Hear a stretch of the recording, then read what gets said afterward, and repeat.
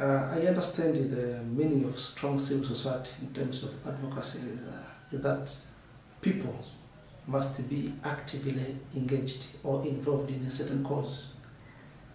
So the activeness, to me, I refer to strong, being strong. People are fully informed and people are actively engaged in a certain cause. So once we have power, then we can better be able to engage in any issue that is of real concern. And power has many faces. Power in terms of finances, power in terms of ability to analyze issues, and the power to relate also. Something to make the civil society stronger. More focus on the strategic level. Strategic level in terms of what?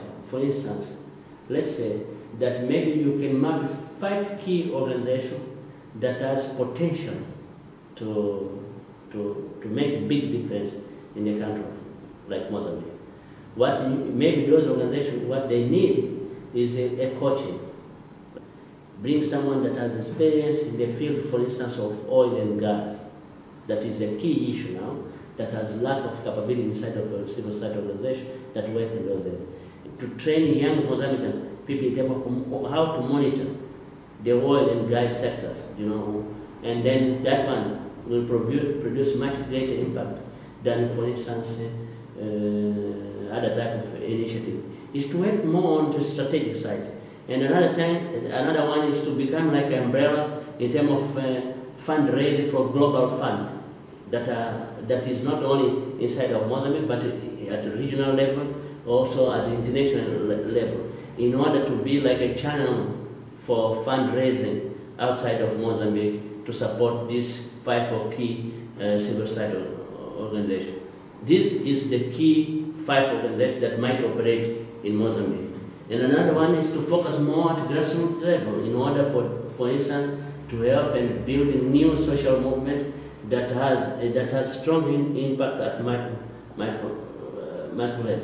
These 2 roles, I think that you can play a very, very important role with a strong impact for the future of this country. For instance, some of issues on corruption, it involves also international companies that operate at Europe, that are based in Europe, in order to help the civil society organization to show where is the mechanism where the civil society organization in Mozambique or in Africa can announce those type of behavior in those forums, and how, for instance, the civil society organization can use the European Union to present a fight on human rights, on the corruption side that involve, for instance, international companies. You need civil society for everything, providing services, organizing, mobilizing, doing watchdog work and things. So you need civil society for everything. One of the fundamental roles is to question the government, or let's say the state, because the state is invested with the role or obligations to serve people.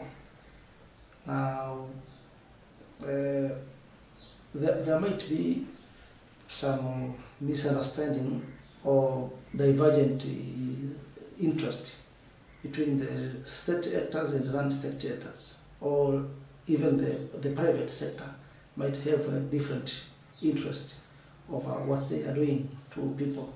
So the role of civil society is to join these state and other non-state actors to make sure that everybody is responsible for their cause of action towards people's development. What kind of civil society on this kind of environment could survive and could really make change? Not everybody could be that change. But the biggest problem of that is that everything what we do in this country is donor driven. So you don't have so many donors which are thinking out of the box. Donors behave in the same global trends. If global trends is about tuberculosis, malaria, and things, you will go on global trends. Maybe because the thing is you can maximize your results. If a civil society doesn't challenge the local government about sanitation, you can fund as much as you can fund in malaria. There's no sustainability because people still live in a very weak environment, and a very risky environment. So I'm saying the role of civil society is also thinking about the different levels. The level of governance, the level of service providers, the level of mobilization. And at the same time, have to protect their own space, their own identity.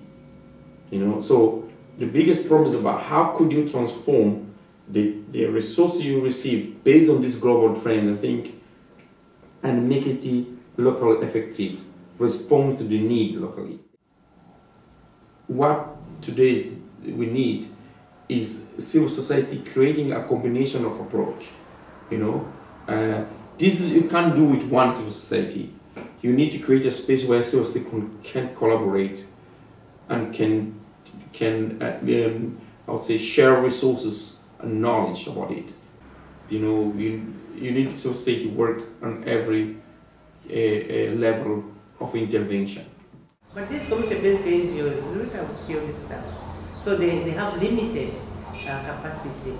That is why we see that capacity building is very important to these, particularly young and community-based organizations, to enable them carry out their role of advocacy, particularly at community level. To make sure that we contribute towards access of children to schooling, and we contribute towards improvement of the quality of education in Tanzania, and also we contribute towards equity in education in Tanzania. So those are the three areas that we are working with. So you find that even all NGOs, whatever they do, will be contributing towards those areas.